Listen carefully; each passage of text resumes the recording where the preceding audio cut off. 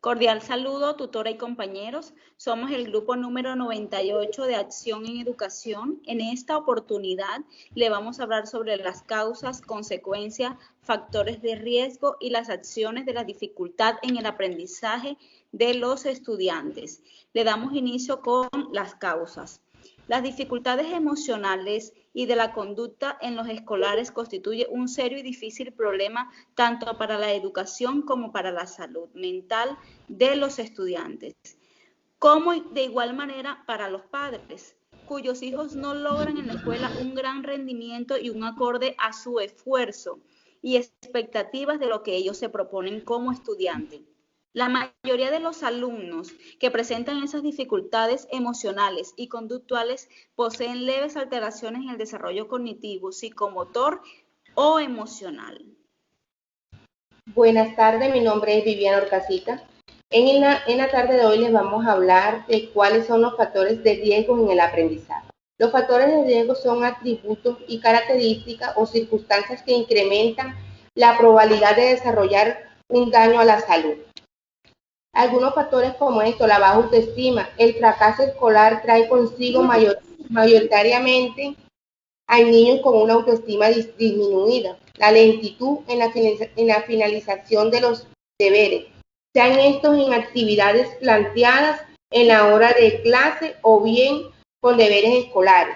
La distracción, muchos niños al no comprender aquellos que explica el docente se distraen con facilidad en lo que pueden hacer de forma solitaria, aislada o bien generando un bullying en el salón.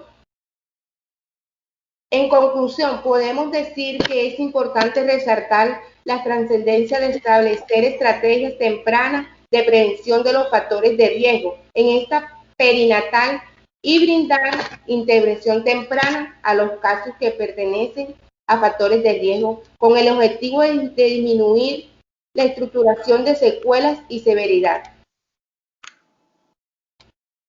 Bueno, ¿cuáles son las acciones a implementar para abordar los problemas de aprendizaje? Lo primero y lo más importante es poder identificar el problema de aprendizaje que tiene el niño. Por ejemplo, ya sea que la maestra note que está haciendo algo lento o tenga problemas para aprender algunas de las materias o todas las materias, que tenga bajo rendimiento escolar. O por ejemplo, en casa, que la mamá note que batalla para hacer las tareas o ejercicios, o a lo mejor no necesariamente nada más en cuestiones académicas, sino que identifique alguna situación que le parezca extraña en cuanto a cómo habla, cómo se expresa, o cualquier cuestión que vea la mamá que le preocupe o le llame la atención. Porque muchas veces también en casa ven que el niño está batallando y le hacen la tarea. No es nada más, no lo atienden, sino también buscan resolver para cumplir con la escuela. Entonces alargan más el tiempo donde se está viendo el efecto del niño que tiene una dificultad de aprendizaje porque realmente no está aprendiendo, porque los papás le están haciendo la tarea. Entonces también en la escuela descubren qué está pasando y le hablan a los papás. ¿Cuál sería la primera acción? La primera acción a tomar sería poder darles a los papás a entender que lo importante no es que el niño entregue las tareas, sino que las entienda. Obviamente es importante que las entregue, pero la escuela, su función es que el niño desarrolle su parte cognitiva, es decir, que entienda, que comprenda cosas, no nada más que las entregue. ¿Cuál sería una de las segundas opciones? Que haya algún programa dentro de la escuela para poderlos atender.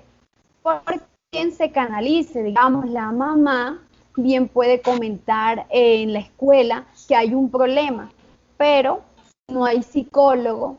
Entonces, si llega a haber un psicólogo en la escuela, se debe empezar a mover. No nada más le pongo una cita a los papás, sino que el psicólogo debe estar moviéndose, porque no solamente es platicar con los padres y les deja algunas tareas, tiene que haber un seguimiento muy cercano de cómo están haciendo las cosas los papás y los maestros, y también la psicóloga. O sea, no nada más es dar las recomendaciones, se tiene que formar el equipo, es decir, una red de apoyo, específicamente para atender estos casos.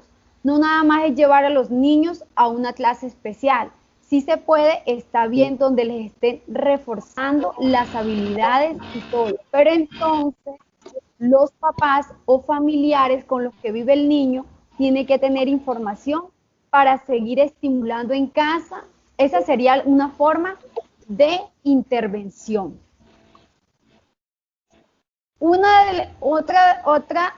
Por otro lado, los motivos por los que una persona puede tener problemas de aprendizaje puede ser muy variada desde la situación orgánica. Por ejemplo, si ya nació con alguna discapacidad, sobre todo que la discapacidad tenga entre sus síntomas un bajo coeficiente intelectual, va a tener ciertos problemas diferentes a una persona que no tiene esa condición. Por otro lado, también puede ser la estimulación, que haya sido un niño con poca estimulación y la falta de aprendizaje, o el problema de aprendizaje, sea debido a que no tiene suficiente información y hay niños que no tienen experiencias como para construir esos nuevos aprendizajes o esos nuevos escenarios. Se necesita tener una base más sólida en cuestión de experiencias de aprendizaje. Básicamente en lo que estamos hablando, en estimulación. Un niño que no tiene esa base, se le va a dificultar mucho agregar nuevos conocimientos. Por eso ahí sería muy importante empezar a estimularlo en esas cuestiones en las que se identifica, que anda más bajo. En dado caso que ese niño no tenga una afección orgánica, en lo orgánico habría que revisar si las limitaciones que tienen son pues bajas o altas, porque no va a ser lo mismo que una persona con un retraso mental severo, por ejemplo, donde es muy poco probable que llegue a alcanzar a aprender lo mismo que una persona que no tenga esa situación. Pero de igual manera, lo importante sería mejorar las habilidades que le puede dar un poco más de autonomía. Cuando el niño ya empieza a tener esas experiencias, ya él comienza a apropiarse, a estar más seguro de él, y ahí comienza a tener su autonomía. Tiene que haber prioridades, no todas las personas van a alcanzar el nivel, pero habría que mirar como cuál es el potencial que tiene esa persona, para poder explotar ese potencial hasta que el problema de aprendizaje no se convierta en su principal característica. ¿Saben qué pasa cuando de pronto una persona mantiene esa característica siempre? Permiten que a ese niño lo etiqueten como alguien que no sabe, que no aprende.